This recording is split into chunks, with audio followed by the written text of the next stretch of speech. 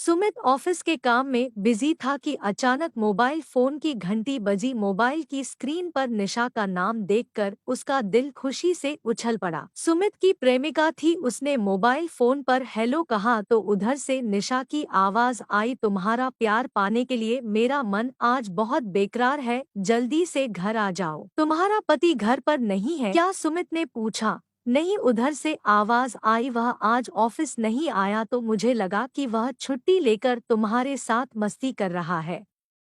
सुमित मुस्कुराते हुए बोला, ऐसी बात नहीं है, वह कुछ जरूरी काम से अपने एक रिश्तेदार के घर गया है। रात के 10 बजे से पहले लौटकर नहीं आएगा, इसलिए मैं तुम्हें बुला रही हूँ। तन मन की प्यास बुझाने के लिए हमारे पास अच्छा मौका है, जल्दी से यहाँ आ जाओ। मैं शाम के 4:30 बजे तक जरूर आ जाऊंगा। जिस तरह तुम मेरा प्यार पाने के लिए हर वक्त बेकरार रहती हो, उसी तरह मैं भी तुम्हारा प्यार पाने के लिए बेकरार रहता हूँ।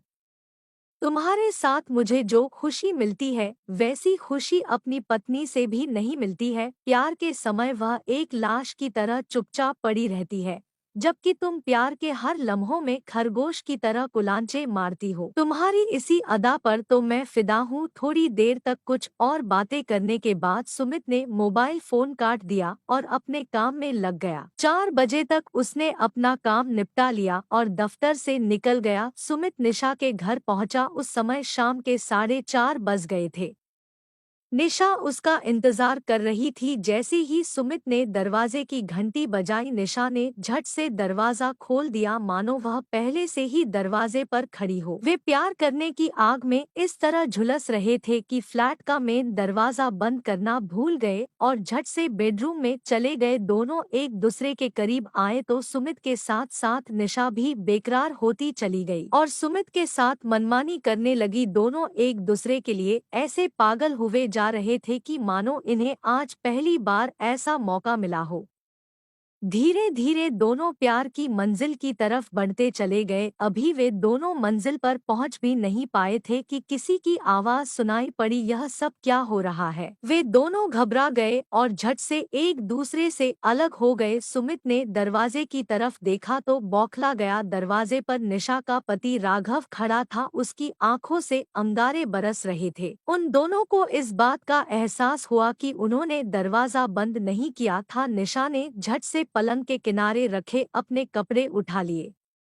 सुमित ने भी अपने कपड़े उठाए, मगर राघव ने उन्हें ऐसा करने नहीं दिया। राघव उनको गंदी गंदी गालियां देते हुए बोला, मैं चुप रहने वालों में से नहीं हूँ, अभी मैं आस पड़ोस के लोगों को बुलाता हूँ। निशा ने राघव के पैर पकड़ लिए। उसने गिड़गिड़ाते हुए कहा, प्लीज मुझे माफ कर दीजिए, अब ऐसी गलती कभी नहीं करूँगी। मैं तुम्हें हरगिज माफ नहीं कर सकता। तुम तो कहती थी कि मैं कभी किसी पराये मर्द को अपना बदन छूने नहीं दूंगी, फिर अभी इसके साथ क्या कर रही थी? निशा कुछ कहती उससे पहले राघव ने सुमित से कहा, तुम तो अपने आप को मेरा अच्छा दोस्त बताते थे, यही है तुम्हारी दोस्ती कि दोस्त की पत्नी के साथ रंगरलियां मनाते हो और दोस्ती का दम भरते हो। मैं तुम्हें भी कभी माफ नहीं करूंगा। फोन करके मैं तुम्हारी पत्नी को बुलाता हूँ, उसे भी तो पता चले कि उसका पति कितना घटिया है, दूसरे की पत्नी के साथ क्या करता है। प्लीज मुझे माफ कर दो। मेरी पत्नी को निशा के बारे में पता चल जाएगा तो वह मुझे छोड़कर चली जाएगी।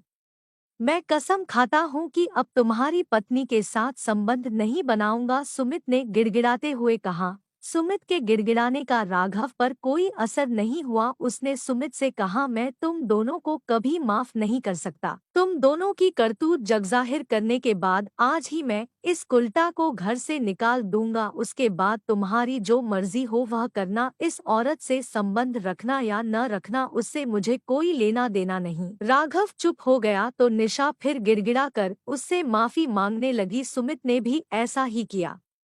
राघव के पैर पकड़कर उससे माफी मांगते हुए कहा कि अगर वह उसे माफ नहीं करेगा तो उसके पास खुदकुशी करने के अलावा और कोई रास्ता नहीं रह जाएगा, क्योंकि वह अपनी पत्नी की नजरों में गिरकर नहीं जी पाएगा। आखिरकार राघव पिघल गया। उसने सुमित से कहा, मैं तुम्हें माफ तो नहीं कर सकता, मगर जवान बंद रखने के लिए तुम्हें 3 लाख रुपए देने होंगे। यह सुनकर सुमित की बोलती बंद हो गई, उसका सिर भी घूमने लगा। बात यह थी कि सुमित की माली हालत ऐसी नहीं थी कि वह राघव को 3 लाख रुपए दे सके। उसे जितनी तनख्वाह मिलती थी उससे परिवार का गुजारा तो चल जाता था, मगर बचत नहीं हो पाती थी। सुमित ने अपनी माली हालत के बारे में राघव को बताया, मगर वह नहीं माना। उसने कहा, तुम्हारी माली हालत से मुझे कोई लेना देना नहीं है। अगर तुम मेरा मुंह बंद रखना चाहते हो तो रुपए देने ही होंगे। सुमित को समझ नहीं आ रहा था कि वह इस मुसीबत से कैसे निपटे। उसको चिंता में पड़ा देख निशा उसके पास आकर बोली, तुम इतना सोच क्यों रहे हो? रुपए बचाने की सोचोगे तो हमारी इज्जत चली जाएगी, लोग हमारी असलियत जान जाएंगे। तुम खुद सोचो कि अगर तुम्हारी पत्नी को सब कुछ मालूम हो जाएगा तो क्या होगा? तुम्हें माफ कर पाएगी? वह तुम्हें छोड़कर चली जाएगी तो तुम्हारी जिंदगी क्या बर्बाद नहीं हो जाएगी? मेरी तो कोई औलाद नहीं है, तुम्हारी तो औलाद है, वह भी बेटी। अभी उसकी उम्र भले ही 6 साल है, मगर बड़ी होने के बाद जब उसे तुम्हारी सच्चाई का पता चलेगा तो सोचो कि उसके दिल पर क्या गुजरेगी। तुमसे वह इतनी ज्यादा नफरत करने लगेगी कि जिंदगी भर तुम्हारा मुंह नहीं देखेगी। सुमित पर निशा के समझाने का असर हुआ, वह राघव को रुपए देने के लिए राजी हो गया, मगर इसके लिए उसने राघव से 1 महीने का समय मांगा। कुछ सोचते हुए राघव ने कहा, मैं तुम्हें 1 महीने की मोहलत दे सकता हूँ, मगर इसके लिए तुम्हें कोई गारंटी देनी होगी। कैसी गारंटी? सुमित ने राघव से पूछा। मैं निशा के साथ तुम्हारी फोटो खींचकर अपने मोबाइल फोन में रखूंगा, बाद में अगर तुम अपनी जवान से मुकर जाओगे तो फोटो सबको दिखा दूंगा। मजबूर होकर सुमित ने उसकी बात मान ली। राघव ने निशा के साथ सुमित का बिना कपड़ों वाला फोटो खींचकर अपने मोबाइल में सेव कर लिया।